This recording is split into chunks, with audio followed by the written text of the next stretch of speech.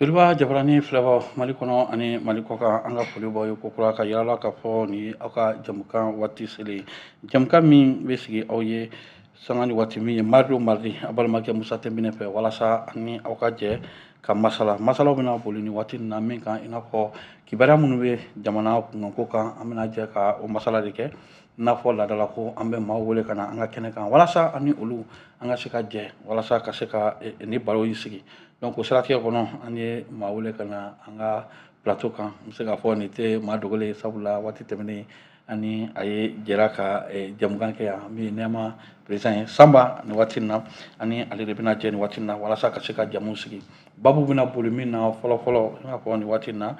c'est vrai ale bɛ nɛma kunna nka walasa ka se ka bolondi ɲɔgɔnmaw di ka se ka faraɲɔgɔn kɛ walasa fangaw ka kɛ kelen laɲiniw ka se ka sabati cogo min olu ye jɛkulu dɔ kɔni sigi sen kan walasa u ka se ka hakilijagabɔ kɛ walasa jamana in bɛ se ka bɔ gɛlɛya kɔnɔ cogo min donc an bɛna kuma o jɛkulu sigili ka laɲini ye mun ye n'ala sɔnna don nata la wulikajɔ bɛ ka kɛ mun ye pour que jamana in ka se k'a yɛrɛ sɔrɔ sabula bɛɛ b'a dɔn nin waati in na jamana bɛ gɛlɛya kɔnɔ donc n'an bɔra o la sigikafɔ min kɛra an b'a fɔ dialogue intermalien an y'a ye o kɔni kɛra recommandation kɔni bɔra a kɔnɔ donc an da bɛna se o ma ko nin waati in na an bɛ se k'a fɔ fɛn kelen min kɔni bɛ Mali la min kɔni kuma yɛrɛ tɛ se ka fɔ bilen k'a kuma yɛrɛ kɔni tɛmɛna fɔli yɛrɛ ma yɛrɛ dalafɔli yɛrɛ kɔni kuma yɛrɛ kɔni t'o ban o de ye kuranko ye kabini an bɛ k'a fɔ ko a ka fisa fo kana sisan kɔni an bɛ k'a fɔ a bɛ ka juguya fo kana kɛ sisan kɔni kuma yɛrɛ tɛ se ka fɔ laadala ko i n'a fɔ premier ministre bɛ deli k'a fɔ cogo min ko ni banabaatɔ ni dɔgɔtɔrɔ b'i bolo n'i y'a ye a bɛ ka fura k'i la i tɛ kɛnɛya ko fila de don soit i bɛ fura falen walima i bɛ docteur falen donc nin waati in na énergie ko bɛ ɲini ka kɛ o ye nin waati nin kɔnɔna na donc n'ala sɔnna an da bɛna don o la ka se ka walawalali kɛ a ye a ka se ka faamuyali sɔrɔ président i ni so. An bɛ ça va kɔri baasi tɛ yen. tɔrɔ tɛ an y'i wele i nana wele k'an jaabi o diyara n ye dakuru ɲɛfɔlɔ jumɛn de b'i bolo nin waati in na ka ɲɛsin filɛbaaw ani lamɛnbaaw ma. ok Tɛnbɛli an bɛ e yɛrɛ fo an bɛ fɔlɔ ka i fo i ka wulikajɔ la waati bɛɛ la ka se ka jamukan sigi ka se ka maliyɛnw kunnafoni actualité min bɛ jamana kɔnɔ an ka foli b'i ye kosɛbɛ ka foli kɛrɛnkɛrɛn ka se Joliba TV baarakɛla bɛɛ ka taa a promoteur la ka jigin direction ani a baarakɛlaw bɛɛ an ka foli b'a bɛɛ kelen kelen ka tila ka foli kɛrɛnkɛrɛn ka kɛ maliyɛnw ye Mali kɔnɔ ani Mali kɔ kan an ka foli b'u bɛɛ kelen kelen an bɛna kuma minnu kɛ an bɛ dugawu kɛ Ala ka u ni sababa bɛɛ merci beaucoup. merci ni ce ni waraji nin waati in na an bɛna don ni min ye i bɔra k'a fɔ an bɛɛ b'a dɔn e kɔni bɛ nɛma de kunna nin waati tɛmɛnen na an ye bisimila yan i ye wulikajɔ caman kɛ min ye jamana kɔnɔ ani jamana kɔ kan walasa ka se ka yaala min ye base ni ɲɔgɔn cɛ ka se ka faamuyali sɔrɔ degun minnu b'o kan an y'o jamukan sigi an y'a ye o kɔfɛ aw tilala ka jɛkulu dɔw sigi min ye politique mɔgɔw bɛ sɔrɔ a la société civile mɔgɔw b'a la aw kɛlen bɛ ka regroupement dɔw sigi walasa ka se ka réflexion kɛ an bɛ se ka dɔn regroupement in yɛrɛ sigira hakilina jumɛn de kan. ok Tɛnbɛli merci beaucoup bi an bɛ yan effectivement ka baro dɔɔni kɛ n y'a fɔ cogoya min na regroupement min sigira ni parti politiques ani société civile bɛ ɲɔgɔn sɔrɔ a kɔnɔ ni a déclaration fɔlɔ kɛra 31 mars 2024 hakilina tɛ foyi ye o de ye transition labaara cogo an hakili b'a la décret min kun siɲɛna ka kalo 24 di o décret ni o kun kan ka ban ka bɛn mars kalo tile 26 ma an bɛɛ kun bɛ ka baara kɛ ni o hakilina de n'an hakili ka di fɛnɛ mois de juillet bantɔ ministre de l'administration territoriale ye courrier dɔ ci parti politiques ma pour que u k'u hakilinataw di transition tɔ kan ka kɛ cogoya min na ni élection kan ka daminɛ duguma ou bien n'a kan ka daminɛ sanfɛ o don parti politiques ye jaabi di après an taara an sigi ka synthèse kɛ donc ani ministère bɛnkan kɛra min ye o de ye an ye min ye kɔfɛ o de ye ko transition a bɛ kuncɛ ni élection présidentielle ye mais an kan ka dɔn k'a fɔ a bɛ ban fɛnɛ le 26 mars 2024 bon n'o o waati sera parti politiques bɛ jɔyɔrɔ min na u kan ka hakililajigi kɛ a la ka yira k'a fɔ waati min fɔra o waati banna yala a bɛ kɛ cogo di donc groupement nin sigira ten de komi waati sera fo ka waati tɛmɛ donc jamana ɲɛmɔgɔw ma kuma donc parti politiques kelen kelen kun ye déclaration kɛ nka an ko nin ye min ye est ce que an bɛɛ tɛ jɛ ka fara ɲɔgɔn kan siɲɛ kelen ka se ka jamana ɲɛmɔgɔw hakili lajigin k'a fɔ waati min n'o kun fɔra o waati nin sera bon a waati ma faamu a ma faamu jamana kɔnɔden dɔw fɛ nka o tɛ baasi ye an bɛ u fo kosɛbɛ an bɛ jamana kɔnɔdenw fo parce que ɲɔgɔn faamubaliya o tɛ baasi ye an ka jɛ la mɔgɔw kun y'a faamu i n'a fɔ an ka hakilina kun ye dɔrɔn ka se ka élection organiser non o tɛ parti politigiw ka jɔyɔrɔ yɛrɛ yɛrɛ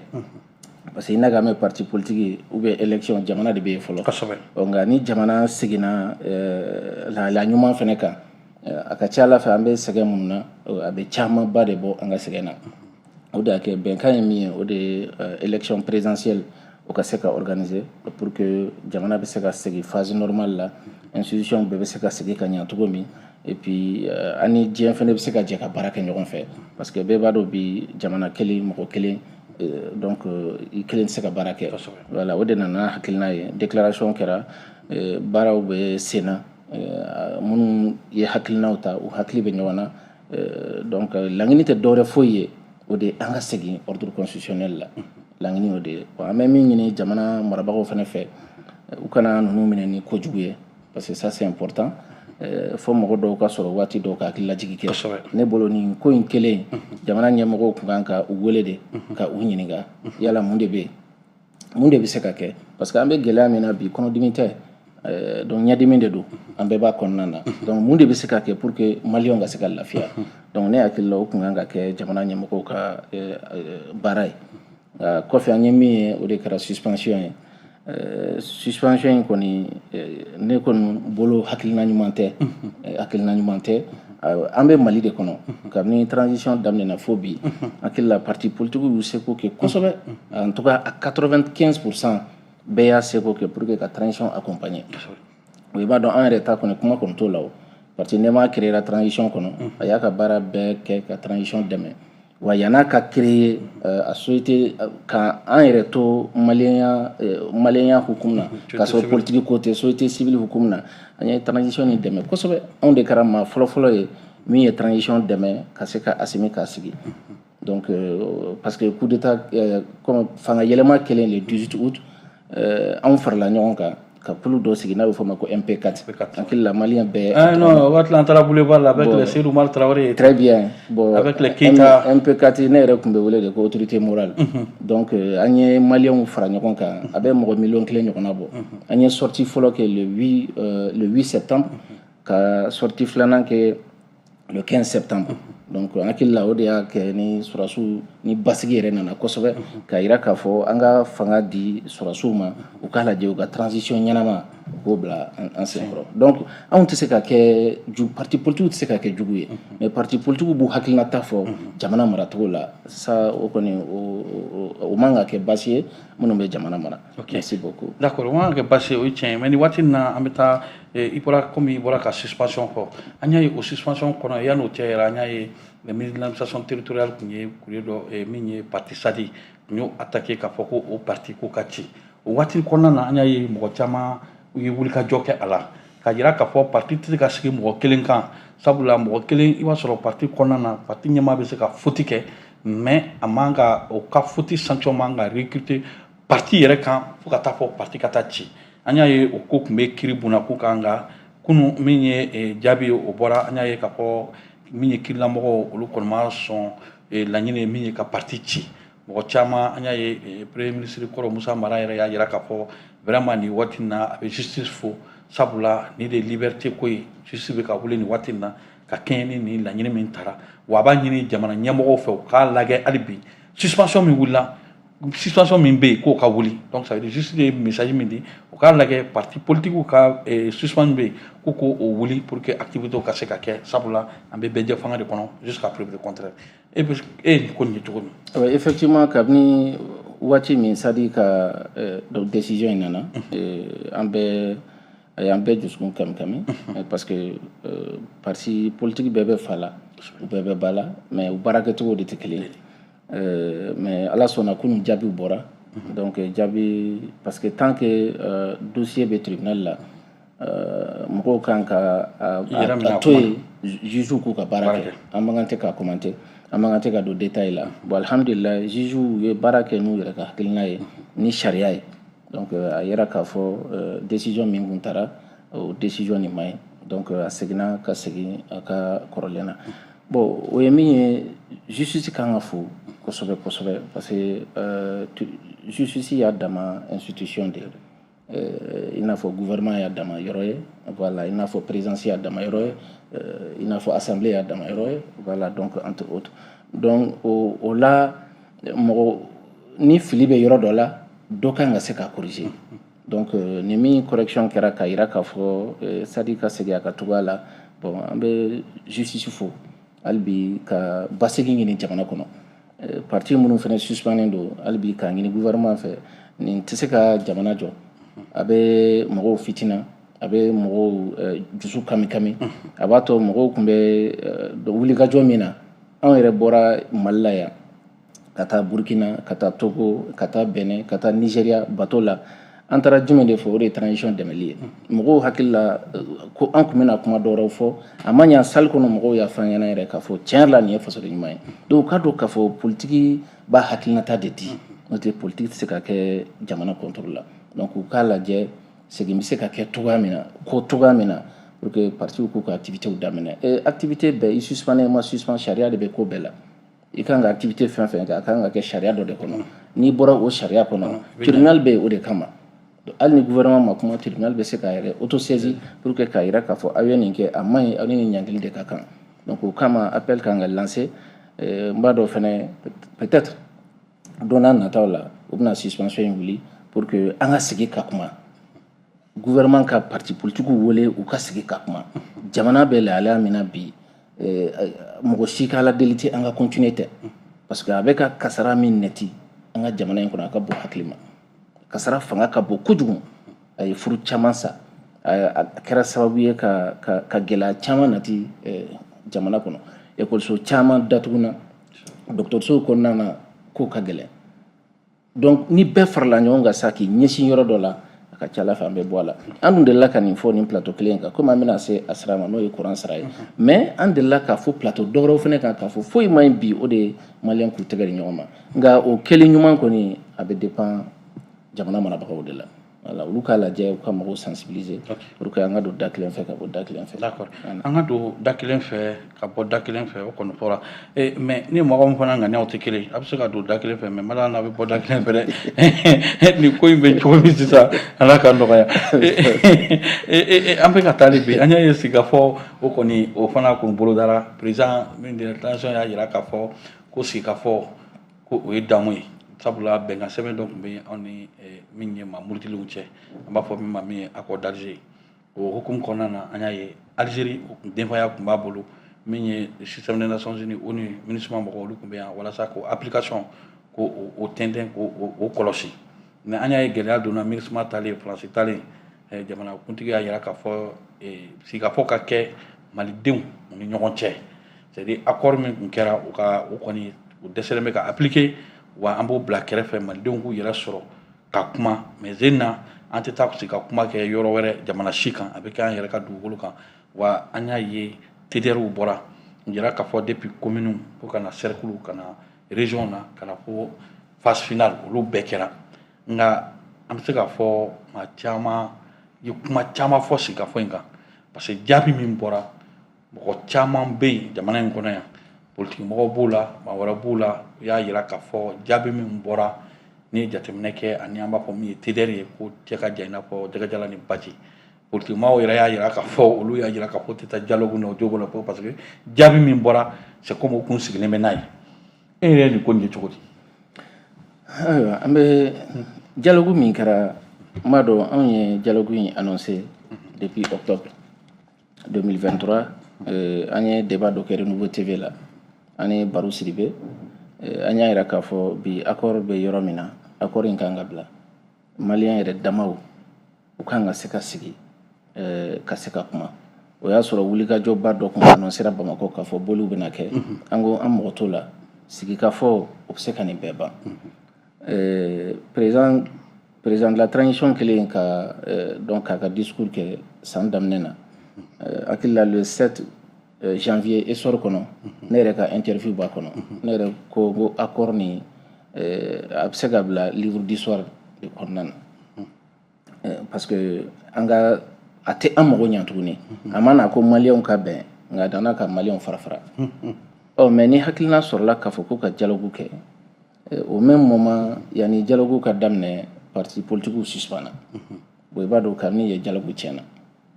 parce que maliyɛn i tɛ se k'a fɔ ko a ye n'a ka sigi pendant que dɔ gɛrɛndɛlen bɛ fan dɔ fɛ o ma nɔgɔ dɔɔni donc hakili la o kɛra fili dɔ ye anw hakili la o kɛra fili dɔ ye min n'a man kɛra kosɛbɛ o dialogue yɛrɛ fɛnɛ an hakili la k'a fɔ mɔgɔ minnu murutilen don olu jɔyɔrɔba tun kan ka sɔrɔ a kɔnɔna na pour que muruti in ka dabila jamana bɛɛ ka kɛ ka taa Kayi ka taa fo Kidali jamana bɛɛ ka kɛ jamana kelen ye mais an y'a ye k'a fɔ o yɔrɔ fɛnɛ kɛra to ka jɛ bon n'i ye a dialogue in kɛcogo fɛnɛ lajɛ kow bɛna cun de Mali kɔnɔ u bɛ ɲɛmɔgɔw de bɛ wele k'a fɔ a ye n'a kuma fɛn dɔ kan mais normalement n bɛ misaliya ta anw ka sira kan ani ministre de l'administration territoriale n'a bɛ fɛ an ka sigi fɛn min kan par exemple a bɛ lettre ci an ma a ye sigi nin kan fɔlɔ après nin don an bɛ tila ka ɲɔgɔn ye normalement ni dialogue bɛ kɛ a kan ka kɛ ten de ɲɛmɔgɔw yɛrɛ damaw man ka t'u sigi k'u yɛrɛ hakilinata fɔ kulu fɛn fɛn welela o kulu n'a ka base de kan ka sigi fɔlɔ a n'a ka base ka sigi ka fɔ kɛ o sigi ka fɔ olu n'u ka résolution o bɛ yɛlɛ maintenant sisan n'a wolola commune kɔnɔ o b'a sɔrɔ kulu bɛɛ ka baara bɛ a bolo mais i bɛ taa sɔrɔ très an ka Mali sigiw la o tɛ kɛ ni dialogue yɛrɛ sini sɔgɔma su in na lettre bɛ na d'i ma ko sini sɔgɔma i ka taa i bɛ taa mun fɔ donc ni min ye dɔ fɔ ni fɛn tɛ e kɔnɔ e bɛ t'o ta sɔn ji la a caman kɛra ten de donc o de y'a to conclusion minnu bɔra kɔnɔ ani mɔgɔw hakili bɛ minnu na u ye ɲɔgɔn cɛ parce que concentration ba ma kɛ a la a ma préparer ka ɲɛ kosɛbɛ ni fɛn fɛn ma préparer kɔni bon hakili la o bɛ kɛ hors sujet donc an bɛ se k'a fɔ kɔni tiɲɛ yɛrɛ la résolution minnu bɔra kɔnɔ o résolution tun bɛ se ka traiter k'a sɔrɔ dialogue ko tɛ sabula o ɲɔgɔnna caman kɛra n'a fɔra ko ka dɔ fara transition kan dɔ farala transition kan k'a sɔrɔ dialogue ma kɛ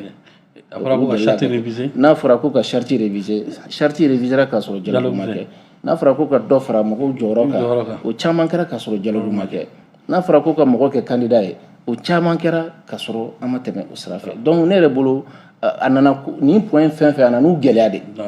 c'est à dire o le k'a k'u nɔgɔya mais a nana u gɛlɛya parce que mɔgɔ minnu tun tɛ yen olu b'a fɔ anw ma sɔn nin ma donc a nana gɛlɛya de don kow kɔnɔna na donc n'a a sugu bɛ kɛ mais je pense que foyi ma tiɲɛ fɔlɔ hali bi n ye min fɔ o de ye autorités ka minnu kun suspendé don autorités k'u wele u ka sigi ka kuma Mali bɛ se ka kɛ cogo di maliyɛnw bɛ se ka lafiya cogo di gɛlɛya min b'an ka jamana kɔnɔ gɛlɛya nin bɛ se ka ban cogo di n'o kɛra an bɛ solution sɔrɔ ok n'o kɛra an bɛ solution sɔrɔ an bɛ taa hali bi an y'a ye nin waati in na an bɛna don babu min yɛrɛ la o ye gɛlɛma o ye courant ko ye ni gɛlɛya kelen bɛ maliyɛnw da la bi o ye courant ko ye donc o siratigɛ kɔnɔna na hali kunun min ye le grand éditorialiste de la maison Atere Aliyu ale yɛrɛ tuuti kɛ a ko kan tuuti min kɔnɔ a ka passage dɔ la a b'a jira k'a fɔ l'obscurité est notre ami fidèle Bamako dans le noir comme un deuil le pays se meurt le panier ménagère se vide les entreprises se ferment les jeunes au chômage par centaines le peuple vit l'enfer du quotidien il n'y a pas meilleur conseiller que la misère disait Norbert Zongo ni y'ale ka passage dɔ ye ni passage in jateminɛ n'i y'a ko jateminɛ bi an bɛ se k'a fɔ presque il résume tout dans ça parce que n'i y'a mɛn surtout jamana min an y'a ye jamana ɲɛmɔgɔw b'a jira k'a fɔ si on a même pu tenir l'embargo c'est parce que c'est grâce au secteur informel bɛɛ b'a dɔn secteur informel bɛ économie de bouger Mali kɔnɔ bi jɛgɛ feerela frigotigi c'est-à-dire minnu bɛ jɛgɛ conserver frigo kɔnɔ bi jɛgɛ tɛ se ka conserver minnu bɛ aliment conserver frigo kɔnɔ bi a tɛ se nɔnɔ dilanna bi soudeur bi tailleur bɛɛ de jɔlen don bi ka kɛɲɛ ni courant ko in ye et surtout i b'a fɔ ça va de mal en pire kabini an bɛ heure kelen heure fila fo ka na kɛ sunkalo la a yɛrɛ k'a fɔ programme fɔlɔ yɛrɛ a fɔra sunkalo la ko a kun solution tun bɛ sɔrɔ a la an bɛ bɔ min kalama a yɛrɛ k'a fɔ programme de délestage de bɛ yen c'est 6 heures de courant 12 heures de coupure depuis o waati fɛn fɛn avisé de y'a jira k'a fɔ nin ko in bɛ cogo min o kɔrɔ ye n'an bɔra sunkalo la ça va aller très vite. Ça veut dire ni kuy mina duya kata. Sungalo temena nya yi sisan ambe kata 24 heures, il y a 38 heures, il y a 48 heures sans électricité. Et le sommet reste mieux à part. Le ministre Bora, interpellation Mina, a mis fort. Là aussi, beaucoup n'étaient pas convaincus parce que le ministre a dit qu'il allez bi, au carburant sur là, Niger, au carburant bloqué là. Au bloqué là, mouya bloqué, au marché qu'à fond, oui, folle. Flana a dit qu'il l'EDM, aujourd'hui, est une société qui est en faillite. Et c'est là le bas mot blesse et c'est là où les gens doivent craindre. Est-ce que Bini, ni Edem Queen, ni Maken Monye Bibina, Marabao Bolo? Ok, le courant Queen, je pense que novembre 2023, il y a une émission que courant Queen, spécialement sur l'EDM. On a donné ta fitine mis à nous fort. On a partenariat avec Yoro Janfe. On a communiqué avec courant Queen depuis le 16 mai 2023. A communiqué au réseau avec Femme Befek à la télévision. Depuis le 16 mai 2023, on a irakafo courant ko imbe kata tout dola est-ce que jatemne te kala parce que follow fait en kumba énergie kumbe entretien que samedi donyo de fait. Kabo soma kata 18h plus tard 18h quand même courant bi fait. Oh mais anya et si ça entretien au wati la tourner entretien il y a la dimanche ou donna la tenem donna trata ou donna la parce que ba y communiquer là.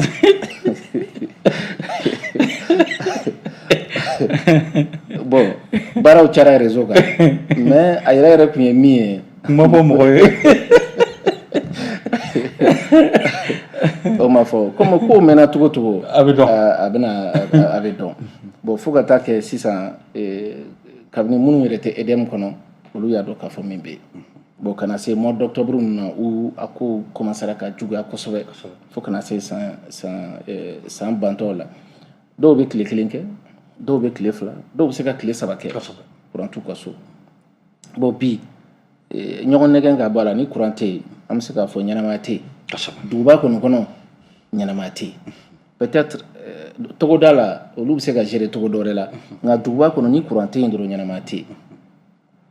bi akara sababu ali 600 pour que anga se ka kuma télé la ay boliboli min ke 600 awere ba do parce que monde do groupe u segena taji mbeke groupe la akacha wara min te soro o de be bo poche kono ko ke pour que ka se ka jamana kibaraw di ni yero yere la ni desete jamana nyamago kanga vraiment télévision tigu ani secteur chaman be o kanga se ka deme ko sobe nga ko mi jamana yere be ka ngini ka deme dama be ni magara la folo jamana be ni magara la dore do iba do ka fo ko ma no doni télévision so bi beta soro munu kumbe marché 24 sur 24 a chama yu ka tan d'antenne ke ernani erworo parce que munde do tajité ka ke groupe la atsika marché bon munu be glace fere oluga glace fere jora munu be jege fere oluga jege fere jora munu be dumunu fon fere alimentation la bi ibe do bamako kono ibe ta mi soro ko courant yere be ka to ko so ta so fonteni ba fan be fe donc dumuni munu be san ko be tien donc courant ko anana tieni mi akabo haklima mais albi an de la ka proposition munu fo ambe o proposition clé de ka toujours bebado ana an sigi ñon do be no bembalia be mais o yere ak muna so mo parce que anya wati do la titu dok ni problème créé ko sabe sabla yira ka fo Mali délégation do contre la Côte d'Ivoire anya e Mali journaliste do kon be ko kan pour des raisons que tout le monde sait lu kon yé am lu ko yira ka fo et anga équipe do be Côte d'Ivoire négociation là mais il me semble que le mot négocier ou de matière autorité o yira ka fo anga moté mais il va ta négociation là o yira ka fo ani nuni fadion yé c'est-à-dire un peu balimaude donc c'est comme au travail balimay et du mo be fena mo fait ni tara fait maintenant est-ce que ni koy anta la wati do sira c'est vrai bembalia manake chugu ina fo to bu ba fo les pays ont des intérêts mais non pas d'amis na manye anga intérêt be o kase ka courant kon te ama c'est vrai que bi o lui rebe ka couler parce que en un parti n'o de fɔ diɲɛ sogolen don olu ye courant min tigɛ an na bi olu yɛrɛ ka jamanaden bɛ k'o santi parce que olu de bɛ ka o sara mais est ce que fɛɛrɛ tɛ kɛ k'a lajɛ pour que anw ka se ka lafiya olu ka se ka lafiya bɛnbaliya k'a bila walasa ka se ka peuple ka souffrance in ka se ka o adoucer kuma ɲɔgɔn ka kɛ ligne bɛ cogo min a ka bila a nɔkɔrɔ la sinon an ka tiɲɛ fɔ ni jamanaden muɲuna jamanadenw muɲuna nin fanga in kɔrɔ wa nin fanga in diyara jamanadenw ye kosɛbɛ parce que à mon entendement aucun régime n'a bénéficié vraiment de cette patience surtout de cette patriotisme de la population parce que an ye mɔgɔ caman ye fɛn caman sacrifier walasa fanga in ka se ka sinsin cogo min maintenant est ce que solution de man ka ɲini pour que ka se k'o jamanadenw ko souffrance ka se ka o atténuer cogo min parce que bi entreprise ba o ba bɛ yen les entreprises peinent même à fonctionner à 100%. Licenciement chômage technique bɛ ka kɛ nin bɛɛ de bɛna kɛ la ka répliquer jamana ka gɛlɛya kan. Tibiri y'a fɔ cogo min ne bɛ courant ko in jateminɛ sanni ni feere de donc an n'an sigiɲɔgɔn dɔ man di cogo o cogo u t'a di an ma fu an b'a san de kosɛbɛ peut-être mɔgɔ dɔw de tɛ se ka ye niveau de négociation kɔnɔna na o bɛ se ka kɛ nka u kan ka énergie bila énergie ou bien en tout cas u kan ka mɔgɔ dɔw bila ɲɛmɔgɔ dɔw bila olu ka taa lajɛ à court terme parce que an ka baara in ye terme saba de court terme min bɛ se ka kɛ sisan min bɛ se ka kɛ waati surumani kɔnɔ ani min bɛ se ka kɛ waati janjan kɔnɔ parce que n b'a dɔn an ka jamana ɲɛmɔgɔw sigilen tɛ nka u sigilen tɛ peut-être min bɛ yen ni mɔgɔw hakili b'o la ni mɔgɔw bɛ k'a fɔ tile bɛ an fɛ an kan ka kɛ cogo bɛɛ la an ka bɔ carburant ko in na ça vraiment o ka ɲi kosɛbɛ nka o tɛ se ka bɔ tɛnɛ o tɛ se ka kɛ tɛnɛ ni tarata cɛ o tɛ se ka kɛ o bɛ waati dɔ demander o baaraw ka to sen na toujours nka yan'o cɛ est ce que an bɛ to ten wa an tɛ se ka to ten wa an man ka to ten fɛnɛ parce que n'o kɛra don o don kasara de bɛ bonya ka taa fɛ bon n'o yɛrɛ fɛnɛ kɛra a bɛ kɛ sababu ye hali kanu bɛ mɔgɔ minnu na a bɛ dɔ bɔ kanu na ça c'est important donc a kɛra Sénégal ye a kɛra Côte d'Ivoire ye a kɛra Mauritanie ye an ni jamana minnu ka surun n'an bɛ se ka courant sɔrɔ u fɛ sisan sanni ni feere la ne bolo an ka jamana ɲɛmɔgɔw jamana marabagaw u kan ka jateminɛ k'o la parce que bi degun bɛ jamana in kɔnɔ kojugu kosɛbɛ n y'a fɔ baara hakɛ min tiɲɛna mɔgɔ t'a da dɔn entreprise min datuguna mɔgɔ t'a hakɛ dɔn a kasaraw bonyana don kojugu donc an ni olu ka sanni feere min kun bɛ yen ni ka sɔrɔ dɔ de bɛ an na dɔ bɛ se ka sara o la cogo di pour que an ka continuer ou bien ni fɛn dun t'an na fɛnɛ an bɛ se ka mun de kɛ pour que an ka courant san u fɛ ni kalo sara an k'u ka wari d'u ma dumunifɛn bɛ bɔ yan ka don ye o a bɛ don Sénégal a bɛ don Côte d'Ivoire don o don logo bɛ bɔ Côte d'Ivoire a bɛ na yan avocat bɛ na yan donc différent tɛ logo ni avocat ni courant cɛ o kosɛbɛ seulement a sanbaga ni a feerebagaw tɛ kelen donc différent t'u ni ɲɔgɔn cɛ an ka lajɛ dɔrɔn an mago bɛ se ka ɲɛ cogo di maliyɛnw bɛ se ka bɔ degun na cogo di surtout maliyɛnw kan ka fo parce que an ye san caman kɛ an ko k'an bɛ sa mais an bɛ sa n'an ka hɔrɔnya ye donc o kɔni sara foyi tɛ se ka di peuple ma kɔfɛ donc an kɔni bɛ min ɲini o de ye u ka négociation ni terme ma ɲi terme min ka ɲi ni a bɛ se ka faamu n'a bɛ se ka faamu bɛɛ fɛ o mɔni in ka na pour que jamana kɔnɔdenw ka se ka souffler an kɔni b'o de ɲini. ok donc min ye dabaliban kɛ sisan c'est à dire mɔgɔw y'a faamu k'a fɔ san 30 i n'a fɔ président y'a fɔ entretien ma kɛ san 30 investissement ma kɛ EDM kɔnɔ mais san 30 in kɔnɔ kurantigɛ min bɛ ka kɛ nin waati in na o ma deli ka kɛ san 30 in kɔnɔ et puis kurantigɛ waati kun dɔnnen don Mali kɔnɔ bɛɛ b'a dɔn au moment des forces calcul chaleur waati kurantigɛ kun bɛ yen a cayalenba ye 1 heure 2 heures ye o yɛrɛ mɔgɔw kun bɛ k'i plaigner mais k'a la kɛ 24 heures 48 heures mɔgɔw ma se k'o faamu maintenant est ce que il n'est pas nécessaire bi urgemment jamana ɲɛmɔgɔ yɛrɛ ka bɔ ka kuma dɔ fɔ jamanadenw ye mɔgɔw bɛ se ka min faamu o ye fɔlɔ ye filanan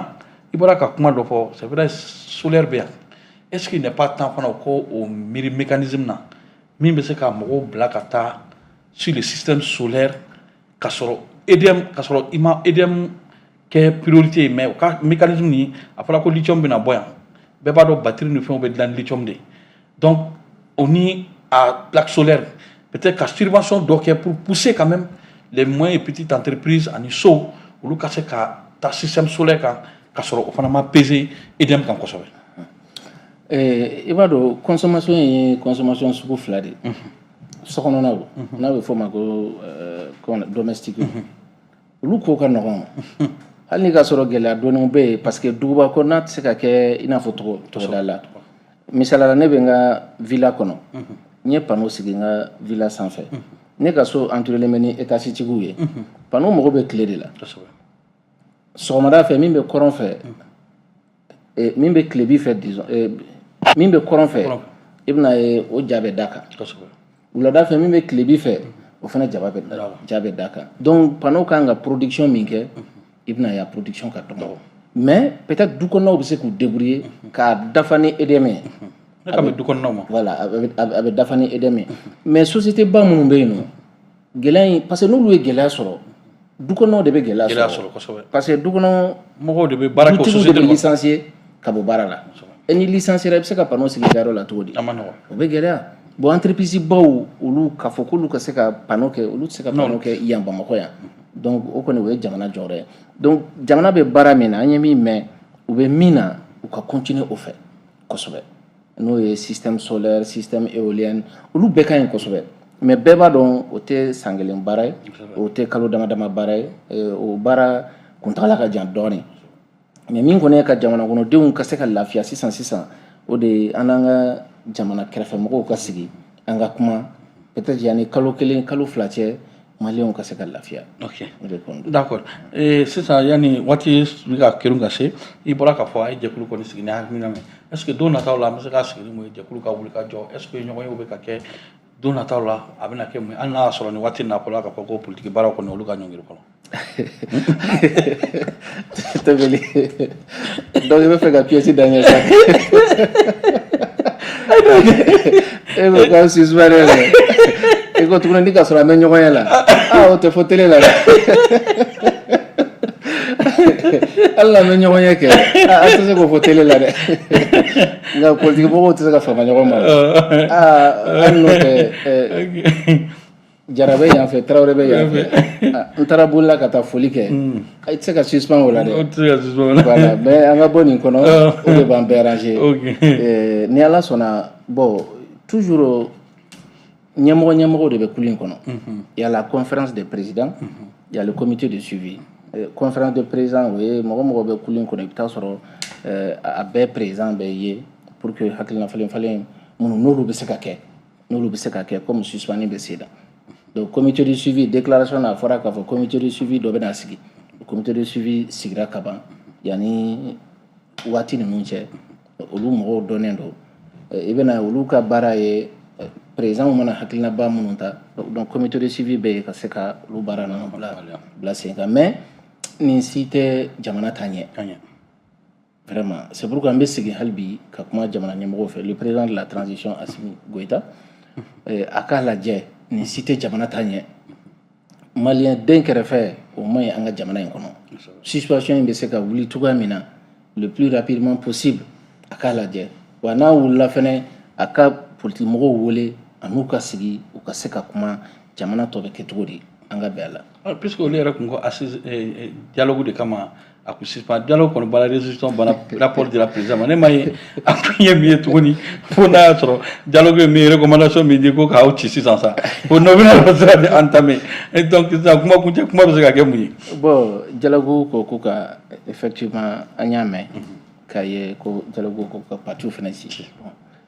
olu kɔni tɛ solution ye i y'an bɛɛ fara ɲɔgɔn kan o an bɛɛ kelen kelen kɛra o min ka ɲi dɔrɔn maliyɛnw ka ɲɔgɔn kan fɔ dɔrɔn maliyɛnw ka ɲɔgɔn kan fɔ n'o tɛ n'i y'an bɛɛ kɛ kulukulu ye i bɛna ye k'a fɔ o fana kɔlɔlɔ bɛ bonya kosɛbɛ nka o tɛ baasi ye n'a waatiw sera kɛra cogo o cogo sigi ka fɔw bɛ kɛ kuma laban min bɛ yen dɔrɔn o de ye hali bi k'i fo ni émission ninnu na hali ni ka sɔrɔ parti politique bɛ congé a bɛ fɔ o ma ko congé forcé donc an bɛ congé forcé la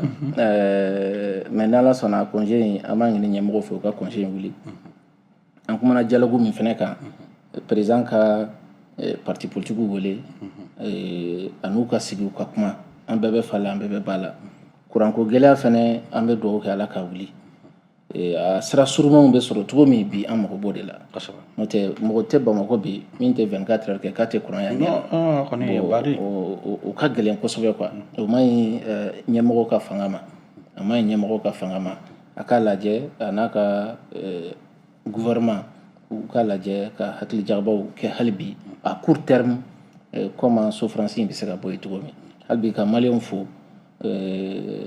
politique mɔgɔw maliyɛnw de don an bɛɛ maliyɛnw de an ka hakilinataw tɛ ka jamana firi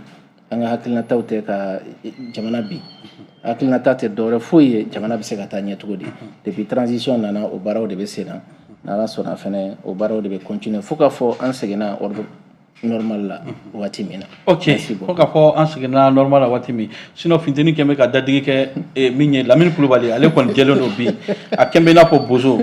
m'a f'i ye Saliu Bɛdarago ale yɛrɛ fana kɔni bɛ technique la ale yɛrɛ kɛn bɛ i n'a fɔ tɔnkɛmɔ Fifala de b'a bolo opération Fifala waati dɔ la a b'i fifa fo a fari bɛɛ bɛ birinti donc an bɛ bɛɛ fo ka bɛɛ waleɲumandɔn fɛn fɛn kun sɔgɔlen b'an na nin waati in na k'i yɛrɛ fo sabula sanga ni waati k'a wele surtout politique mɔgɔ a fɔra k'a bɛ congé la mais k'i wele ka na plateau la k'i kana kuma ma nɔgɔ donc an b'a ɲini k'a fɔ ni congé forcé a ka kɛ ɲɛmɔgɔw ka se ka hakilina sɔrɔ pour que ka se ka politique mɔgɔw kɔni k'olu bɔ kaliwa la ten sa